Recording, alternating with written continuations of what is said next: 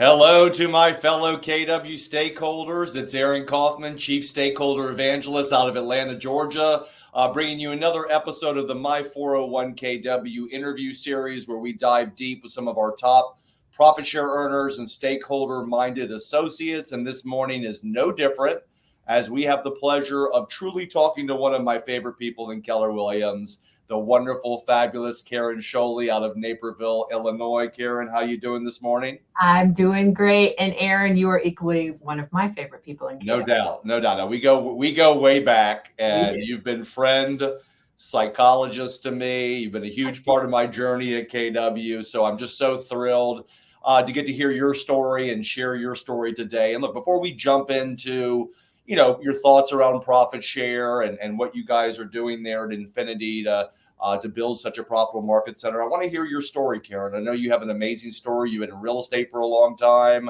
I know your journey at KW has been amazing. So let's go back to when you weren't in real estate and talk about how you got into the industry, how you made your way to KW, and then talk about your journey that you've had at this amazing company. Awesome. Sure. Well, I've been licensed for 32 years now. So I originally sold that first piece of dirt. Just kidding. But before that, I was in banking and I loved the customer service piece of it, right? So I had a marketing background in college, and then I found myself in banking and kind of morphed out of that into property management. Okay. And I was in Northern California, the San Francisco Bay Area at the time, and ended up moving to Illinois and started working in property management in downtown Chicago for a real estate attorney. And he owned a couple properties, and he said, you know what, if you get your license, I can pay you a leasing commission. And I thought, make more money? Sure. Why not, right? Sure. So I did that, got my real estate license, and I found that I really enjoyed working with buyers and sellers. I loved helping people achieve their dream of owning a home, and especially first-time buyers. That was my love that. So you were able to do work with buyers and sellers while you were also doing property management as well. I did, because some of those tenants, right, became buyers and sellers at some point. Sure. So I loved that piece of it, and then ended up having twin boys, moving out of the city and into the suburbs here in Naperville. When I moved out here, I literally didn't know a soul. And so I built my business on open houses, right? 2 on Saturday, 2 on Sunday, 1 during the week. Believe me, people, open houses work. They work then, they still work now. And you were married at the time. And the husband was working as well. I mean, so obviously you had to, that was obviously a huge benefit for you. I mean, your husband was allowing you to kind of dive into a new market and kind of rebuild your real estate career. Yeah. In your business. Yeah. Super supportive at the time. Ended up going through a divorce. Okay. Sorry, I asked. No, but I know it's part of the journey. Yeah, it's all good. But at that point, then I left kind of doing the property management side and really focused on building a business here in my community. And at that point, I was with a local boutique brokerage, and I met through a friend. And I really didn't care where my license was hung at the time, because it didn't make any sense to me other than I worked for them. Yeah. Right. So I thought I was an employee.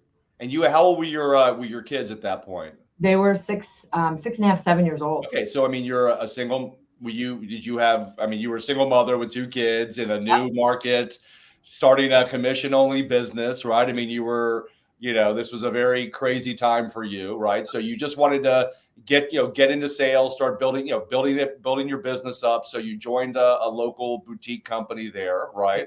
Yeah.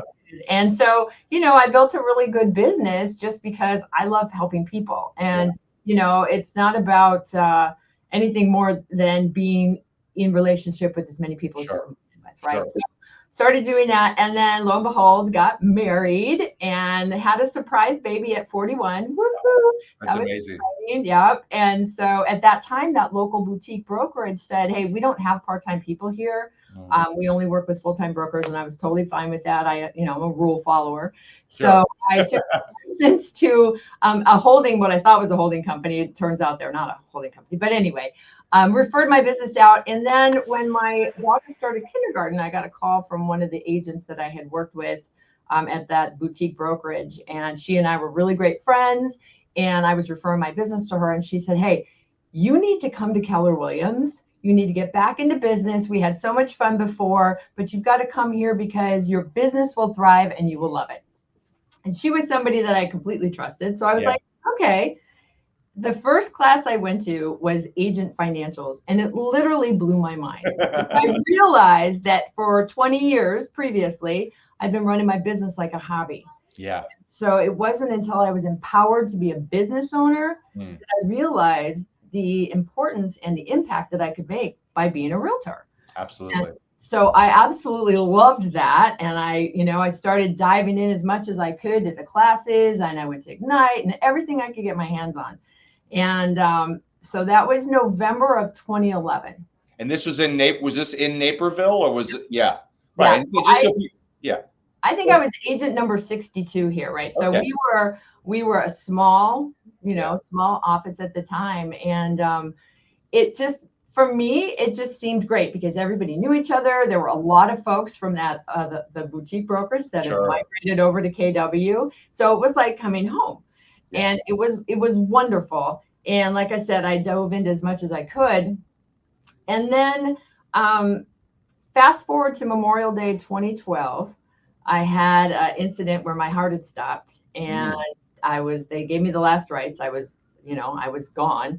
And for whatever reason, by the grace of God and my husband jumping in and doing CPR. Wow.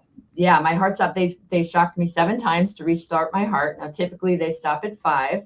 So I'm grateful. Besides realtors, EMTs are my most very favorite people. Absolutely. Now, what was the situation? Just sort of out of the blue? No previous heart issues or anything? Nope. Yeah. They have no idea what happened to me. They think it was some sort of electrical impulse.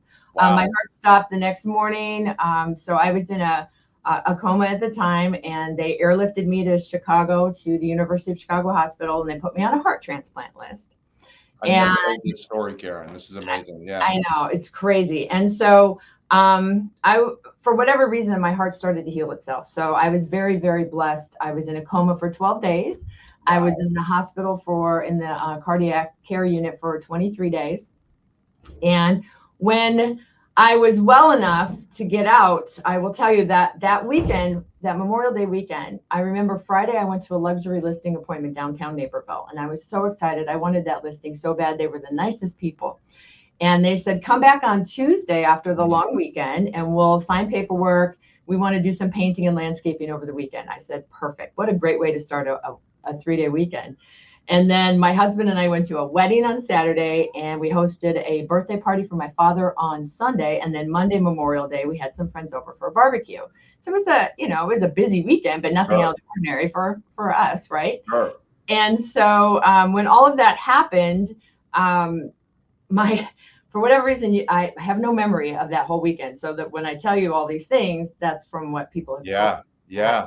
And so when I was well enough to work, about 2.5 months later, the first thing I got to do was go to the closing for that listing appointment that I'd gone on, because somebody here listed, marketed, negotiated, sold that home for me. And when I wanted to give them the commission, they wouldn't even keep a penny of it.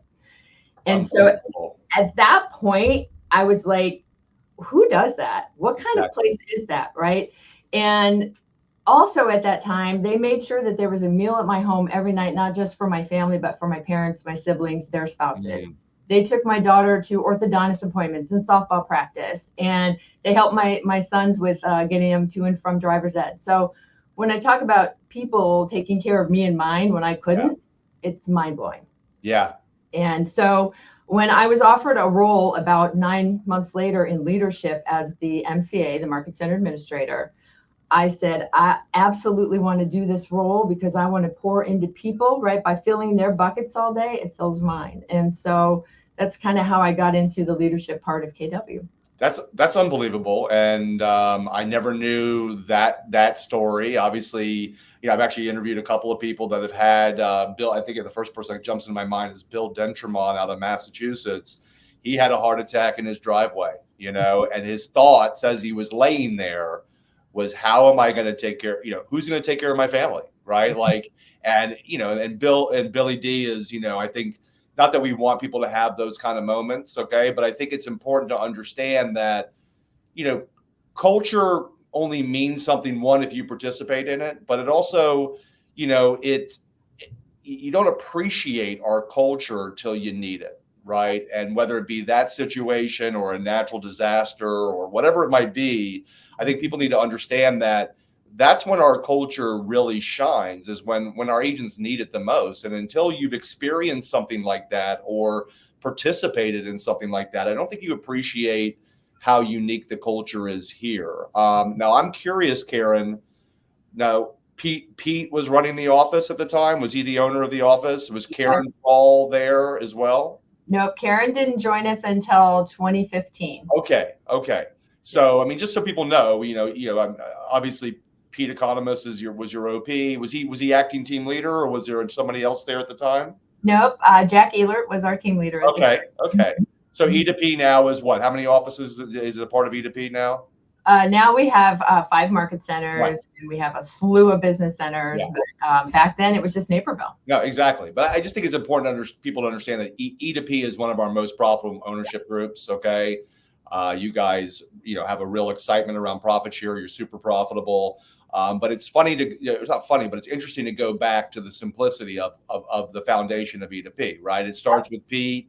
It starts with, core agents that care about their fellow agents. It's just amazing to see what you guys have what you've become. Right. And that story that you share is obviously symbolic of the kind of people and the kind of culture that was foundationally built in Naperville. So you became an MCA, right? Right. I was an MCA for 2 years. And I will tell you, I was a different type of MCA. So I don't have a financial background. Yeah. I came at it with, I was an agent, so I know how important it is, right? Our key thing as an MCA is to make sure that the agents get paid. Yeah. Right? And so I knew how important it was when you were living paycheck to paycheck sometimes as a realtor, right? So I brought great empathy with me for that role. And I also brought the love part. And that's only because it's who I am innately. And like I said, this place was very special to me at a very dark time for my family, and they were that bright light. And so you don't find companies like that every day. And so as the MCA, when Jack Ehlert had stepped down as team leader, there was a short period that we didn't have a team leader. And so I met with recruits, and I just basically parroted the conversations I'd heard Jack have across the hall from me in his office with agents. And I literally shared my story, right? The story I just shared with you. And people when you're that transparent and that vulnerable with people, and they realize that this is a very special place. I used to say it's like living under a perfect pink bubble here, right? Like no matter what happens out there, in here, we take care of each other, right? Because when you have culture in an office, your colleagues; when you don't, your competitors. And so here, I know we walk around and jokingly be like, you guys don't realize this, but you all do the same thing. Right. Well, and you're all vested in something. That's what makes us different, right? Is that there's an incentive here. And I think the cool thing about you, Karen, is that, sometimes, and not to say that people can't have success in leadership roles coming from other companies or other industries right into a leadership position, but your journey was so authentic and organic, right? Like, this is a part of who you are. This is why you're such an amazing, team leader, is that you live this, right? You experience it. And when you talk about culture, it's not just a word or, Y4C2Ts. I mean, you went through this, you experienced it. And I know that probably your superpower, my guess is that people feel your authenticity. They believe you care, right? It's not just something that you're doing as a part of your leadership position. You've been through this, you're paying it forward. And so you got this position as team leader. Yeah. From MBA. When Karen Paul joined us in 2015, she and I had met, and she walked in my office. It was so adorable. And she said, it looks like a 12-year-old cheerleader threw up in here. So you're not an MCA. Yeah. You are a team leader all day long. Yeah. You share your story. You have the passion. You get the culture piece, right? Because the culture is the foundation for everything else that we have. Of course. It's not what you get here. It's who you become. Exactly. And that is like my mantra that I will take to the grave with me, because honestly, that is the biggest gift that Keller Williams has given me. Exactly. People like Karen Prawl and Pete Economos that saw something in me that I didn't even know was there yet. Yeah. Yeah. And to say, hey, you know what? They reached back, brought me with them, and the opportunity now to be an investor in 3 market centers, right? Wow. That's how was I ever going to get that, right? Single mom with 2 kids. Yeah. And just endless opportunity. And then being able to say, okay, now I get to give that back to every single person that I talk to. That's amazing. And I've been blessed to be able to recruit hundreds of people. And I can tell you that there are specific people that will tell you right out of the gate, you changed my life. And it's not me. I just introduced them to the opportunity and they took advantage of it. Like, you're the conduit, right? Yeah, like Kristen Noble. You had Kristen on a couple of like maybe weeks ago. Yeah. She was amazing. Yeah. And she was just like, I get this at such a high level. Right. And what you focus on expands. So if you think about it, if you don't spend any time of your day ever thinking about profit share, do you think you're ever going to grow your profit share tree? Exactly. No. And the same thing goes for market centers too, right? If you don't talk about profit share and how it's the catalyst for this culture, this interdependent culture we have, then you can't be surprised when so few of your agents buy into culture and are excited about growing your office, right? I mean, you got to paint a vision, right? And look, I know for you, Karen, it's never about the money, okay? No. It's about being treated like a stakeholder, being a part of an office that is a real community, okay? That cares about its agents, that's driven by purpose and wanting to help agents, not just build amazing businesses and lives. We want to fight for the future of your profession. And I think when you get into business with people like Pete and Karen and you and all your other amazing leadership people you have there, I'm not saying it's simple, okay? But it's a lot easier when you have the right people that buy in, who lead by example, instead of trying to convince your people that we need to buy into something that maybe they're not experiencing at a high level. So having that heart and the right people in place, right? You became the kind of conduit of getting people excited about being a part of something bigger. And I know, you have a lot of success attracting people to KW, but you're just like me. I mean, you know that the agents you're already in business with are the most important people in your life, not the recruiting appointments, even though that's your job to grow. Your bigger focus is retention and helping the agents you're in business with build big lives, right? It is. And I'll tell you something. So Carrie Hosel is our team leader now. Yeah. And I will tell you that incredible. I love Carrie. So she's amazing, right? And so she came in after building a $50 million team in another one of our market centers, right? Got the leverage, was able to step out. And she's the future of the market center. I'm, in all honesty and transparency, I'm 61 years old, right? Yeah. And being a team leader, it's a hustle. But it's like dog years. Yeah, but it's a joyful hustle, right? Because you are like a fairy godmother. You're changing lives all around you, right? And so Pete and Carrie now have given me a new role, and I'm super excited. And I am now the director of culture and engagement for the E2P offices. I saw that on your profile. I love that. Yeah. And so now I get to, instead of focusing on bringing people in, I get to focus on lifting people up. Exactly. And so what does that role look like for you? How is that? What are you doing to deliver on that? I mean, you talk about some of the things that you're bringing to that position, because, there was obviously a need for that. That position did not exist, but prior to you be given that position. So talk about what that position is, what it means, how important it is to Pete and Karen and all the leadership there to have somebody whose sole focus is engagement and culture. Yeah. Right. Well, the first thing I did was I reached out to Mo Anderson, my dear friend, right? And I heard of her. Yeah. I want to have a chat with you. And what did it look like when Gary brought you in and said, let's build culture?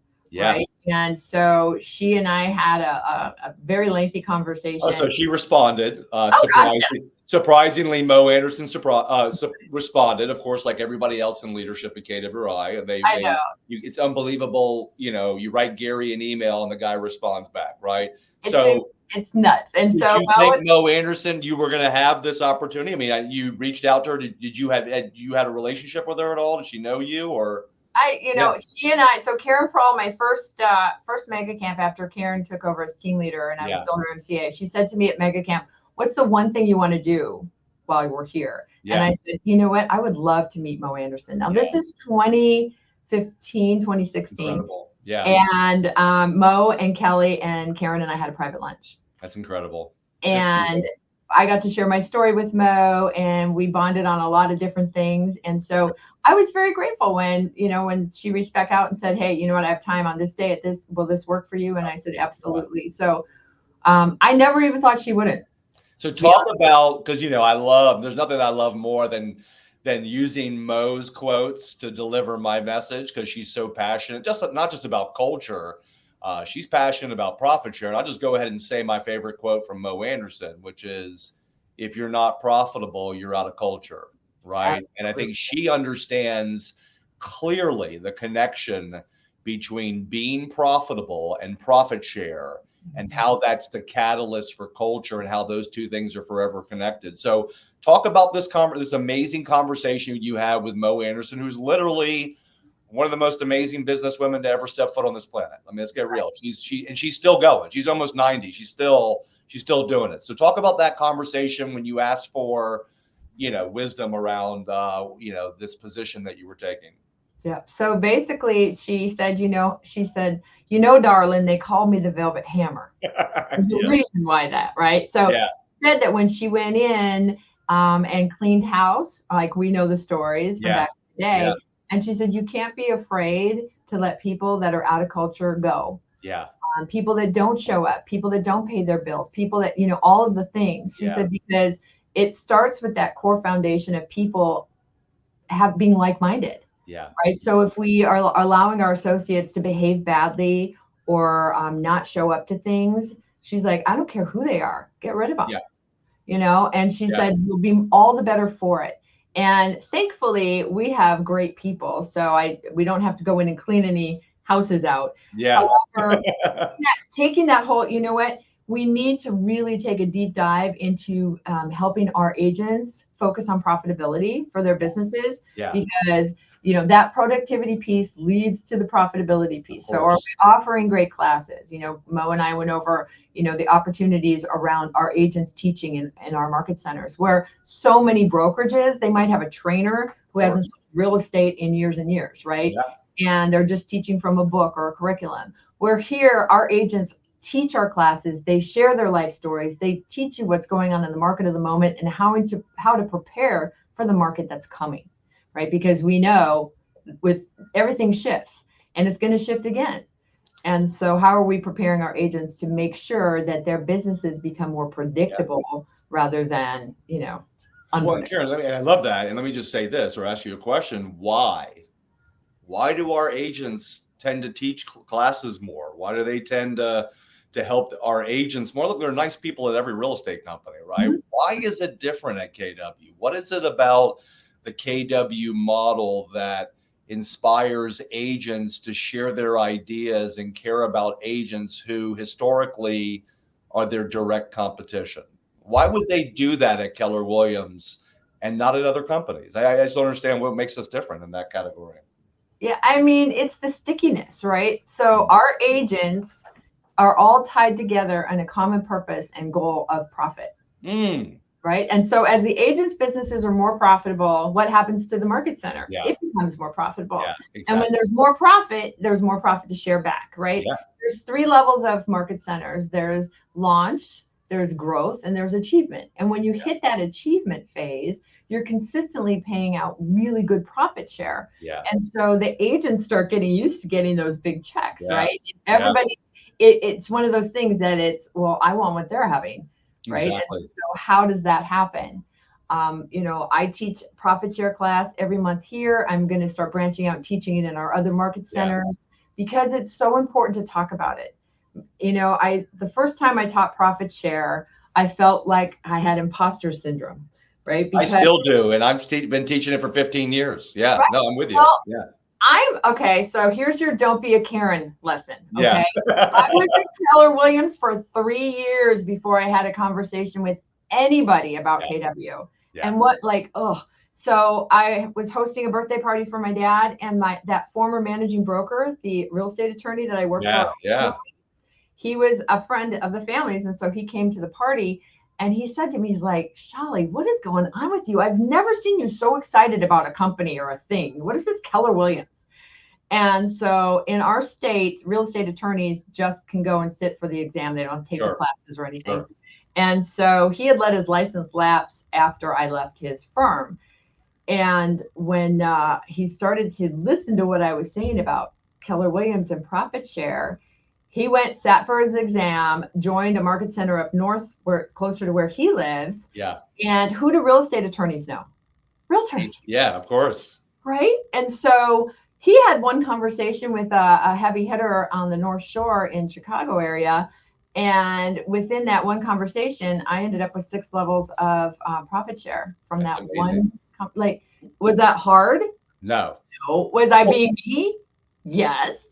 Right. Well, it shows you, Karen, also, going back to the imposter syndrome situation. One, people don't know what you don't know in the first place, right? This is not about production, right? It's about being, having relationships and being someone that somebody respects, okay, and having an authentic relationship. But the other side of it, Karen, is you can never predict who somebody might become and who they might attract to KW. I mean, look at you, okay? I mean, who would have thought this single mother of 2 who had her license in a referral company would someday become, what you've become? And I'm sure, as we get deeper into this conversation, we'll talk about your profit share. But that one person you got to KW has attracted people that have attracted people that have attracted people, and all you did was have a conversation. Actually, that person actually initiated the conversation with you because they could tell, how much excitement you had around KW. So for the people that are not mega agents or not top agents and they don't feel valid, look, you could, that's a limiting belief that you need to deal with on your own. But here's the truth. One, you don't need to be $1 million agent and know how they do business. Okay. Read the MREA book, read the Shift book, hang out with people that do more business than you and absorb what they have to share. But, the other side of it is that, people don't care about necessarily your production. Okay. It's just about being in relationships and getting them in front of a team leader who can then, have a higher level conversation with them. And the great thing about KW, Karen, is that if you're not $1 million producer or you're not a top agent, well, then just get these people in front of those people, invite them to training, get them to mega camp, let our top agents who are coming from contribution show them why we're the best company. So all you need to do is to relate to somebody. If you know somebody is a great co-broker, or if you've met a really great food server, and with K-Score now, you can give that opportunity to anyone and everyone. But just remember too, it's not your job to recruit anybody. That's the team leader's role. Exactly. And we as team leaders get paid to build your profit share trees. Exactly. That's our job, right? And so if a team leader isn't asking you for referrals, they're not doing their job. Exactly. So they're not pestering you. They're not bothering you. They're helping you build a stream of income that you might not have if you keep quiet. Of course. And look, Gary says it best. Many of the leaders of our industry 5 years from now, they're not in the business yet. I think one of the exciting things about the moment we're in, Karen, is that, of course, the industry has been taking some hits over the last couple of years, and there will definitely be a thinning of the herd. I mean, we've already seen it. People are dropping out of the business, right? But I think the exciting thing about new agents right now for us is, one, I don't know about you, I feel like the new agent talent pool is better than it's ever been right now because of the pandemic, and people wise have changed, and they saw what was happening with the real estate industry during the pandemic, and people are, amazing talent is coming into the industry like it's never had before. But the other side of it, Karen, is, if you come into this industry in a shifting market like we're in right now, and you build your business with fundamental principles and models, I mean, when the market shifts back, some of these new agents are going to be the leaders of our industry for years to come. And I know you're seeing that in your own market center, right? I mean, you probably have some of your top 20% agents have been in the business for 2, 3 years, 4 years, right? Yeah. Absolutely. Yeah. And it's crazy good to see that, right? Yeah. Because, you know, when you think about when Gary Keller got into it, yeah, and that first managing broker, he would come in with these new ideas. We should do this. We should try that, right? And the guy, Heisman, right? Like strong arm, no. Imagine being that guy. Exactly. Right? So I look at every single one of these people. I see the gold in them, and I know that they have it in them. And sometimes I want it more than they do. And those folks, then they don't make it. But the ones that truly believe and show up and get poured into, right? Because you have to show up. And KW just has so many great tools. And I mean, look at Command, the things that you can do with Command. So, yeah, I think if people aren't taking advantage of what we have to offer, there's no way they're ever going to say to anybody else, hey, this is a great company. You should have a conversation with a team leader, right? So you got to show up to go up. And that's how I love that. And, you know, I've been hearing, you know, I love these interviews because I keep hearing all these amazing leaders sharing the same thoughts in different ways. Like Maria DePochi said, you know, KW is experiential, right? Like, you know, it's what you put into it. It's what you get out of it, right? It's, you know, it's not about what you get. It's about who you become. You can't put culture into a spreadsheet, okay? You can't put opportunities in a spreadsheet, right? And if you don't take advantage of all the things that we have to offer as a company, you're not going to be inspired to attract people. And, you know, just in honor of Mo Anderson, I'm going to share one of her favorite lines that I heard her say. You know, we all know the saying, you can lead a horse to water, but you can't make it drink, right? Well, Mo Anderson has a great addition to that line. She said, but you can give it salt and make it thirsty, right? And I think that's what people need to understand about KW is that all of our training, all of our systems, models, culture, opportunities, that's the salt. But if you don't taste it, you're not going to want more of it, right? And so that's what I love about KW. I never would have imagined, you know, when I came here 20 years ago, the journey that it would have taken me on. I mean, I haven't sold a house since 2005, okay? Like, what company gives you the opportunity to do the things that we've done without even selling real estate, right? So, you know, and I love what you guys are doing there in E2P because, you know, you're delivering on the value. Your agents get it. They care. You know, when I come up there and teach, it's a packed room. There's energy and excitement. You got people like Kristen Jungles there, right? Who is literally comes from the heart every day, you know, and wants to be a stakeholder, wants to help her fellow agents. So let's talk a little bit about the profit share journey that you've been on. I know that you're very purposeful about growing your market centers through your agents, but being in leadership gives you the opportunity to build your downline. You've also built it before you became a team leader, but talk about your profit share journey, what it's become, what it means to you as formerly a single mother. I know profit share is icing on the cake for you at KW, but talk about, you know, where you are with profit share, what it means to you, what your goals are for it moving forward. I know I've met one of your sons. I don't know if I've met have I met your other child? Or no.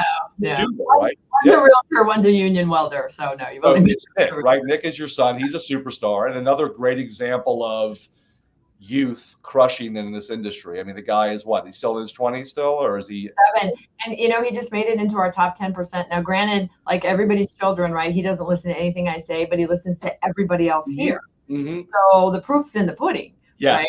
So is Nick purposeful about attracting people as well? Yeah. Added, I think, 3 people. Yeah, that's amazing. So, you know, and here's the thing, he sees it now and he's like, oh, I just got this, you know, this money in my account. Yeah. And so, and that's the thing too, right? It's equal opportunity and equal results. So you're not being at least top of mind about it at some point during your day. Like whose life can I change? Exactly. Who can I help the way that I've been helped? Right. And that's, you just have to be a little bit thought-provoking around it every day, and it'll show up. I promise. Well, I mean, what you focus on expands, right? And I think the truth about our company, Karen, is that we're going to grow with or without you, right? I mean, I think it's fair to say in the next 12 months, KW will probably attract, 50, 60,000 new agents in the next 12 months, right? And they're all going to choose a sponsor. And, we talk about don't be a secret agent, right? Right. Don't be a Karen. Don't wait 3 years to have a conversation. Don't be a secret attractor to KW, because Karen, how many times have our agents walked into the market center and see somebody that they have a relationship with has joined KW, and they didn't put them down as their sponsor because they never had a conversation with them about it, right? And they want to know why. And it's so funny because that's one of the most frustrating things as a former team leader is when somebody comes up to you and says, "Oh, who did they name me?" Yeah. And did you have a conversation with them ever? Right. Know them. They know a lot of people in the market center. Right. And and I think that's one of the things that you've got to be very purposeful around too. I know you and we talk about this all the time. Oh, sure. Our jobs as team leaders is to build the agents' downlines. Yeah. Okay. Yeah. Now, once in a while, you're going to cold call an agent and that agent's going to name you, and that's great. However, you have to be purposeful in sourcing every single lead that comes to you, because you never want to say to an agent, "Oh, they named me and not you." Right. And they look, and that I'm just as purposeful about that, or passionate about that, as I am about the associates providing value and earning the sponsorship. Okay. It's like an agent saying, "How dare you sell my sister's house?" Well, how dare you not ask her for the business, right? Like, welcome to the lead generation business, and profit share is no different. So I know that you guys create a culture of profit share where, you're encouraging your agents to do this. It's a part of the fabric of E2P and the conversations, even in a down market, right? I mean, I think that's the scary thing about, not scary thing, but the thing that I think frustrates me right now, Karen, is that, in a third of our market centers are not profit sharing right now. Okay. Year to date. Okay. And a lot of them don't want to have the conversations around profit share because they're not profitable. Right. So my question for you is, how are you ever going to get profitable if you're not talking about it? And how can you create a culture where agents understand that they're invested in a common goal if you don't talk about the catalyst for the entire value proposition? So I'm just curious what your thoughts are, because like E2P, you joined E2P, you joined Naperville, there was 62 agents. I mean, I'm sure that the office was slightly profitable in the beginning, but can you talk a little bit about how you guys painted this vision around profit share before you were actually one of the most profitable ownership groups in KW? I mean, because there are a lot of people listening, Karen, are going to watch this and say, "Look, well, I'm not profitable. And how do I get people excited about profit share when we're not even profitable?" Right? What are your thoughts around that? And what do you say to people that have that mindset a little bit right now, or in that position? Well, and so we're market center number 55. And so we're one of the original market centers, right? And we weren't profitable when I first joined. And we weren't profitable, I think, until as I started taking over as MCA. Yeah. And I saw that, I had one loss carry forward, and that was like, I don't know what I'm doing. Angels helped me through it. But honestly, after that, we started to become profitable because the team leader was focusing on great talent from other companies, right? New agents are great, but the best way to build your market center is through profitable agents. So you've got to get those producing agents that are doing 8 or more deals, right? Yep. Right. If you get them in right away, you're going to be profitable. So, that was one of the main focuses. And then when Karen Prawl joined, right, we blew up the market center. And so we never stopped talking about profit share, though. I remember Pete Economos taught profit share class when we weren't profitable. Yeah. And that's when I learned about it. And then when we were without a team leader for a while, I needed to figure out how to get in front of a group and speak without passing out. Yeah. Public speaking is not my thing, and Pete knew that, right? So he sent me to Austin for Train the Presenter and Train the Trainer and all of those classes. And Antoinette Perez and Dick Dillingham were the instructors. And they got me out of my fear mode, right? And the class that I chose for my presentation was profit share. Amazing. And so what you focus on expands. So the more you focus on teaching something, the more you're going to master it, right? And so it just became second nature. And I challenged my agents, I'd give them this $100 bill, and I'd tell them to write on the back of it right away how many people that they were going to have the following year at the end of the year in their profit share trade. I love that. Okay? And then I gave them this little gold coin, and I said, put this somewhere that it's going to annoy you. Put it on the front of your laptop, tape it, put it in your car so it rattles when you take turns, right? And every time you see it or you hear it, ask yourself the question, what did I do today to help build my profit share trade? Yeah. Okay. And I would challenge the agents. I'd say, hey, we're in this class. You know how valuable profit share can be for you. So who wants me to hold them accountable? That every time I see you, I'm going to ask you that question. I love it. And one of my agents, Marcus Rembrandt, he is awesome. He said, I want you to do it for me, Scholle. I said, perfect. So every time I'd see him, I'd ask him that. There were days when he'd walk out of his office and be like, oh, there she is. She's going to ask me. And I will tell you that he receives profit share every month now, and he's so grateful. Yeah. And so, again, it's just got to stay top of mind with you. Exactly. Right? This wasn't about me trying to grow the office. This was me trying to grow his income. Right.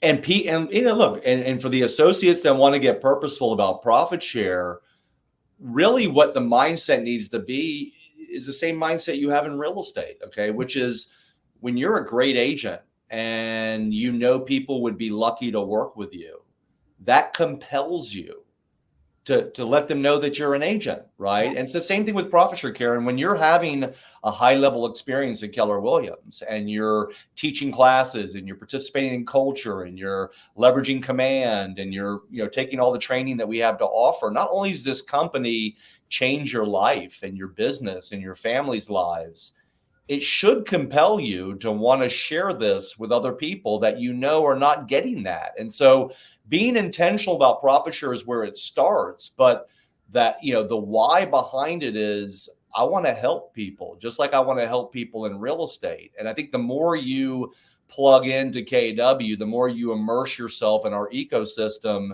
I think the more authentically you can convey that conversation to someone you care about, instead of coming across with profit share breath because you're just driven by making money, right? I think that's what makes your messaging with your agents and your messaging with recruits so powerful, Karen, is that you are the embodiment of KW culture and who we are as a company. You don't have to, it's not a script for you. It's your life. It's your life story, right? So do you have those conversations as well with your agents about, hey, look, it's one thing to be intentional, but it's another thing to plug in to KW so that you can have more authentic conversations with people? Yeah.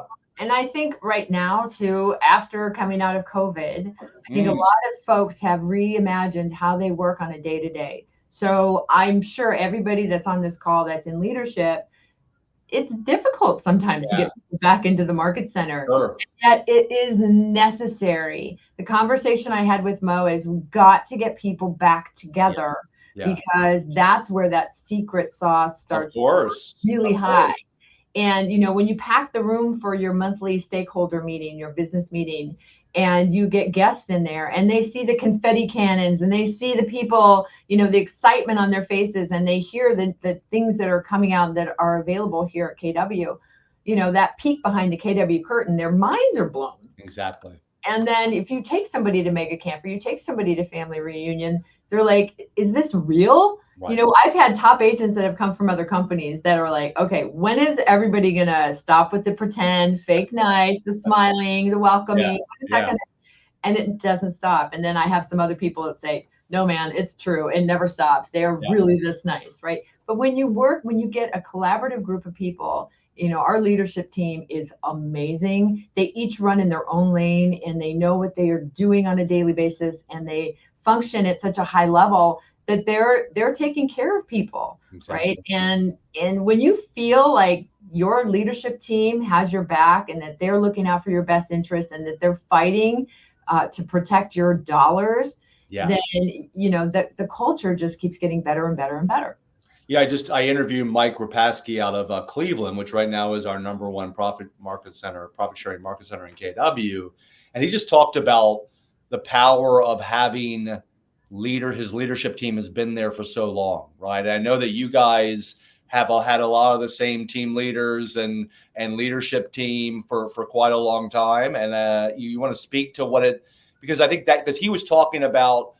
That was how they got people back into the office, is that when they kept coming back into the office and kept seeing the same people there, right? It kind of painted this amazing, it sort of inspired them to want to keep coming back, because while we're all out dealing with the pandemic or post-pandemic, our leadership team is showing up every day. It's the same people, right? And so, that's the same way it is at E2P, right? I mean, you guys have had a lot of the same leaders, and we know that the team leader position and just leadership in general can have a high burnout rate, and I think obviously that's a testament to Pete, to Karen. I don't know how involved she is with E2P still, but it's not just about attracting agents and keeping agents. It's about attracting leadership and keeping them too, because that's how you build the consistency, right? It's like a football team that changes its coach every year, right?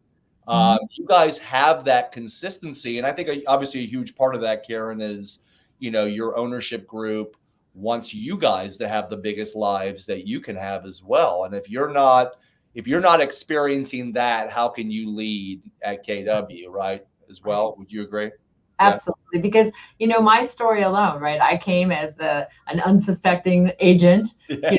I never expected to do anything more than work with buyers and sellers and finish my career doing that. Yeah. And innocently now, if you roll up the carpet here, my blood, sweat, and tears are under it, Yeah. We've done 5 incremental build outs just in Naperville, right? Yeah. So we stay just ahead of our growth, but we're zero debt. Exactly. Right. So Pete is a genius in that he orchestrated this whole growth phase just perfectly. And now we've got great, beautiful offices, and we're getting people to come back. In fact, we just had to free up one of our affiliate vendors. We had to move them out because we needed the space for our agents. So that's a great thing, right? And so I want to throw this out here too before I forget. If there's anybody in leadership or not in leadership that wants to teach profit share class at a really high level, reach out to me. I'm in Naperville. My cell phone number is 312-259-5010. And I promise you, I will teach you how to teach a class that will engage people and will get them into action. I love that. Mm-hmm. So as we head towards the last part of this interview, Karen, let's talk about, I know you're in a new role. Are you still being purposeful about building your profit share, even though your new role is not that, right? I mean, you're more about loving on your existing agents. Are you continuing to be purposeful? I'm assuming you are. I know the answer to this question. Absolutely. In fact, the Uber driver that picked us up from the airport getting K-score now. So I do the same thing. I'll always, right? I mean, you're going to be talking to somebody for a 30-minute drive. Yeah. Make it purposeful. Of course. Why not? You miss 100% of every shot you don't take. I mean, look, I know a lot of former Uber drivers and waiters that sell a lot more real estate than the former attorneys do. Okay. I mean, let's get real. That's the great thing about real estate, Karen. It's the great equalizer, right? It doesn't care if you've got an MBA. It doesn't care if you're an attorney. It doesn't care how much money your parents have. Okay. Mm-hmm. We have seen it over and over and over again.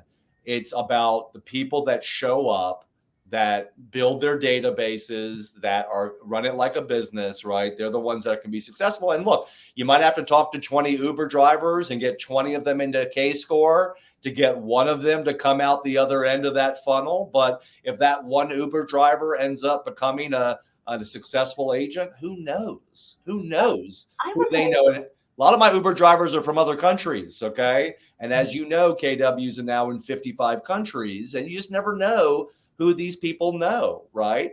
True. And you're gonna miss 100% of the shots you don't take, right? Exactly. So if you have conversations, like I was at a seminar called Landmark, right? I know Landmark. I've been I there. signed up for Landmark innocently thinking it was going to help my my personal life and all of these things, right? Well, everything that helps you in your personal life, it just kind of just transcends into your business, right? Of course. And so you're locked in a room with 250 strangers for 3 days, and you're sharing the most deep and dark, secrets about it. Yeah.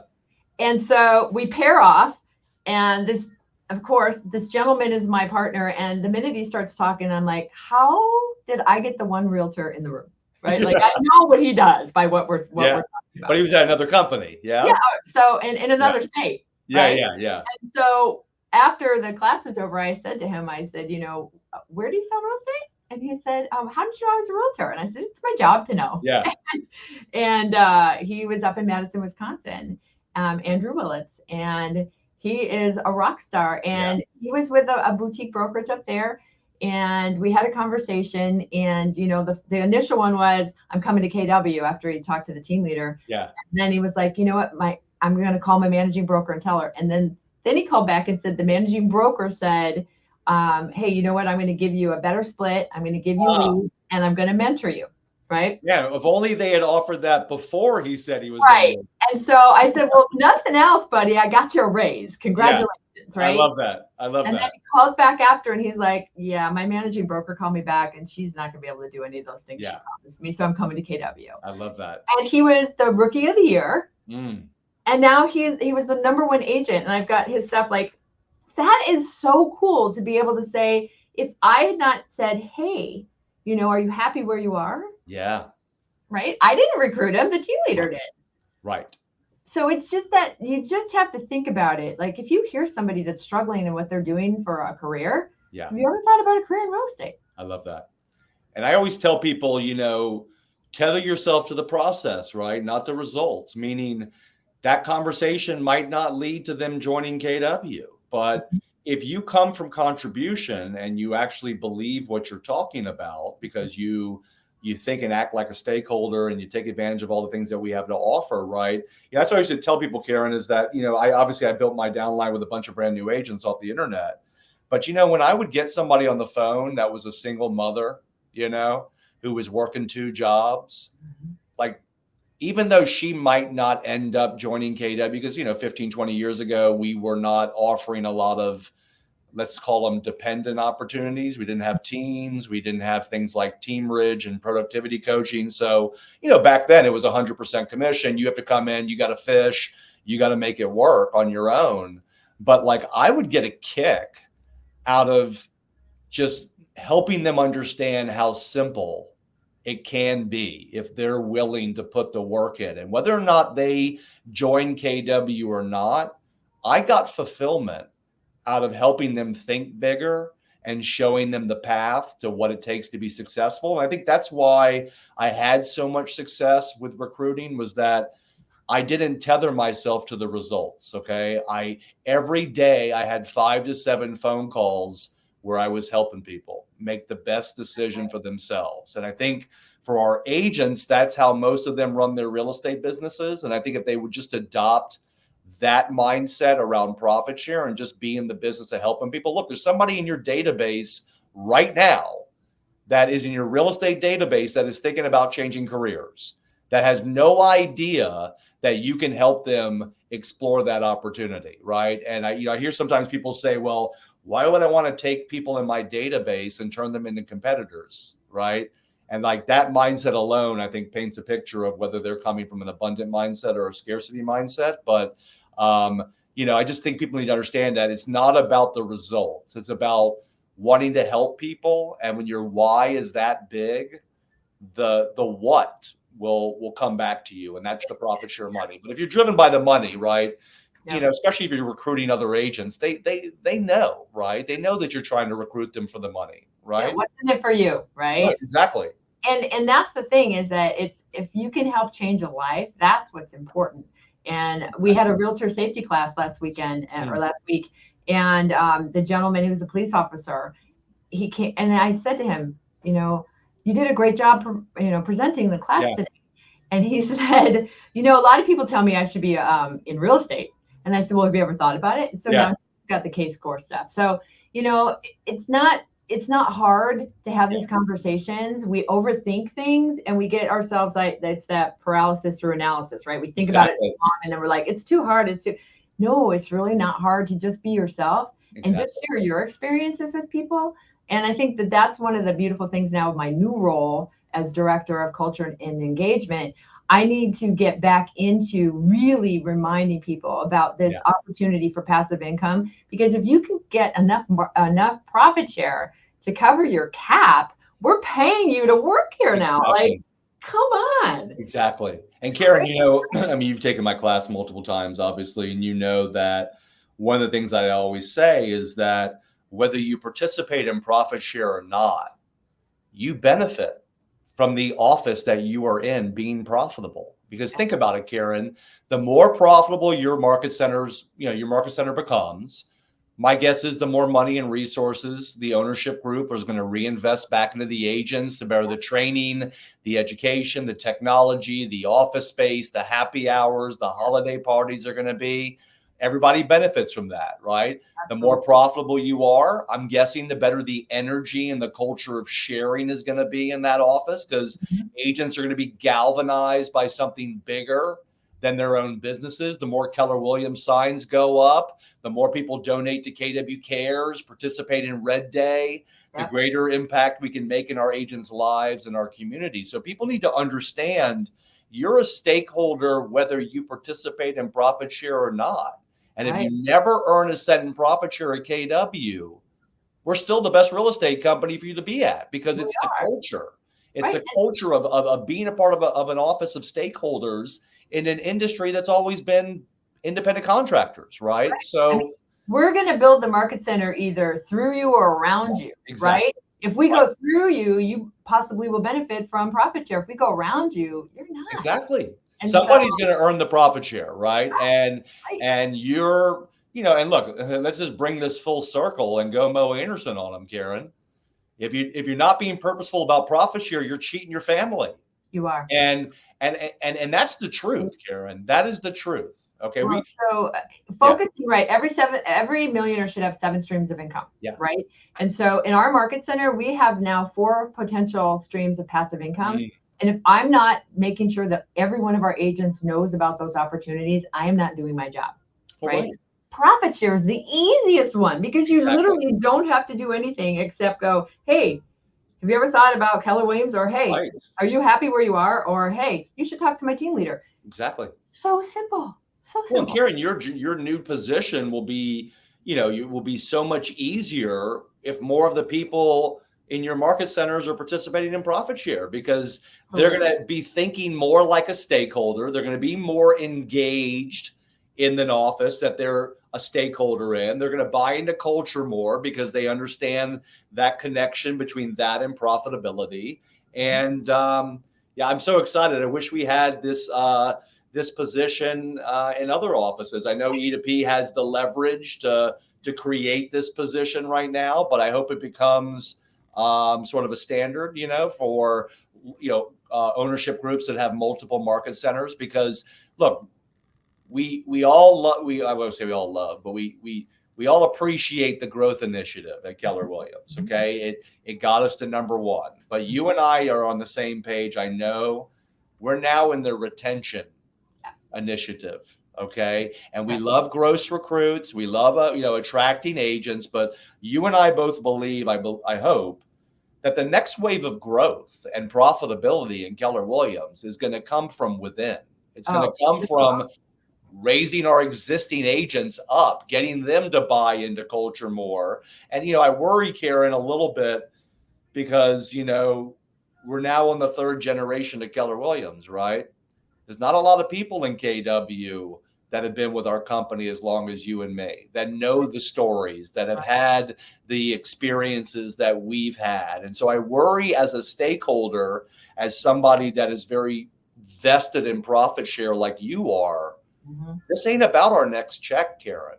Okay. This is about a legacy that we are building. And if we don't start engaging our agents more and getting them to think and act like a stakeholder, I worry where profit share is going to be as a rock of our ecosystem, like it's been for the last 40 years. And, there's been some changes around the company. We're in a different moment right now, but I'm hoping profit share will continue to be this sort of catalyst for our culture moving forward, because at the end of the day, Karen, it's our secret weapon. And it really is. Industry that's dominated by publicly traded real estate companies that answer to Wall Street and is being attacked by tech disruptors. I mean, we're the only company where agents are treated like stakeholders that are fighting for the future of your profession. Okay. Where there's an incentive for people to work together and care about each other. But the problem, Karen, of course, is that if 80% of our people don't understand why,